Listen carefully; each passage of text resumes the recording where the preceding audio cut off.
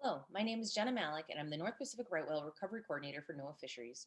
I'm very grateful for the opportunity from the North Atlantic Right Whale Consortium to provide you all an update on the West Coast right whales. The content of this presentation may be shared via social media. I'd like to thank my co authors, Dr. Catherine Burchak and Jessica Krantz, for their input and expertise. Over the next few minutes, I will share NOAA Fisheries' efforts to learn more about and protect this elusive species. So, time for North Pacific Right Whale 101. We know that there are two populations of right whales in the North Pacific, one in the west off the coast of Russia and Japan, and one in the east off the US and Canada, for which NOAA Fisheries is responsible. We estimate that there are approximately 30 individuals in the eastern population and that it has a 3-to-1 male bias sex ratio based on biopsy analysis.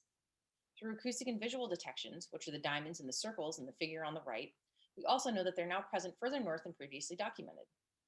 However, there are still a lot of unknowns.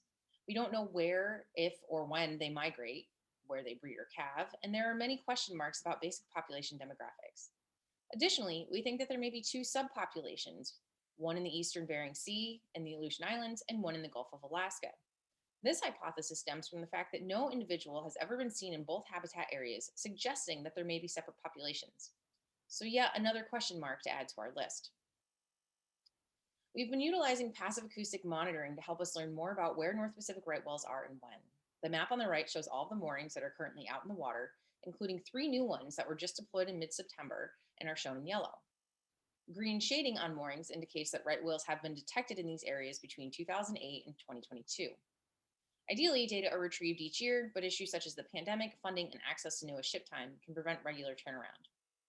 Sonobuoys are also a valuable real-time acoustic tool. You can see in the bottom figure where sonobuoys have been deployed, which are the black dots, and where right whales have been detected with the red circles. We are also able to learn a lot from visual sightings when they do occur. The International Whaling Commission power cruises have allowed for numerous North Pacific right whale sightings in the past, as well as collection of valuable biopsy samples. Last summer, 4 North Pacific right whales were sighted off Kodiak Island in the Gulf of Alaska during the PacMap survey. This included one whale, which is in the top left photo, that was sighted off Haida Gwaii on the coast of British Columbia 2 months earlier. We also receive opportunistic sightings from fishers, researchers, and coastal communities.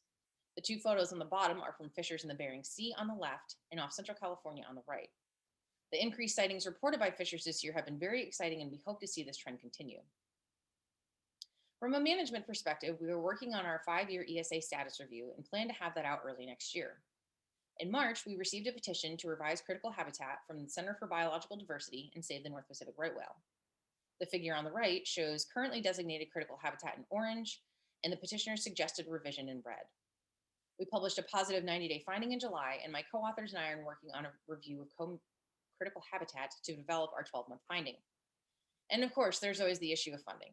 North Pacific right whales do not have any of the dedicated funding that's available for right whales on the East Coast.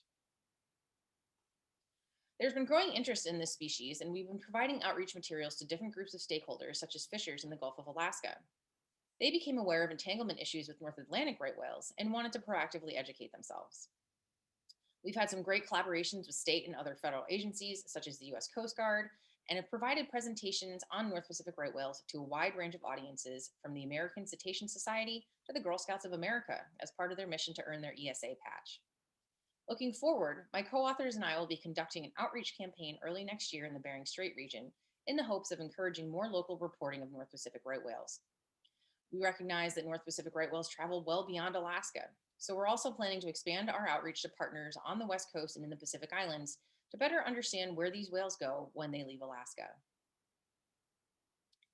There are, of course, many challenges to studying this species, with funding being one of the largest, as we have no dedicated budget for deploying and retrieving acoustic moorings or conducting visual surveys.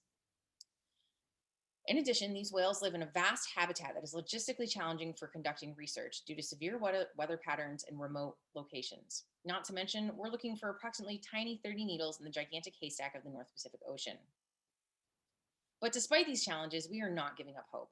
Recent sightings and the successful collaborations with stakeholders and partners have invigorated NOAA Fisheries to increase our efforts in science, management, and outreach.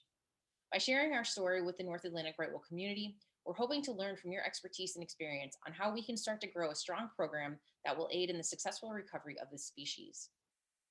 I would like to thank you all so much for your time, provide you with my contact information, and I really look forward to answering questions during the meeting.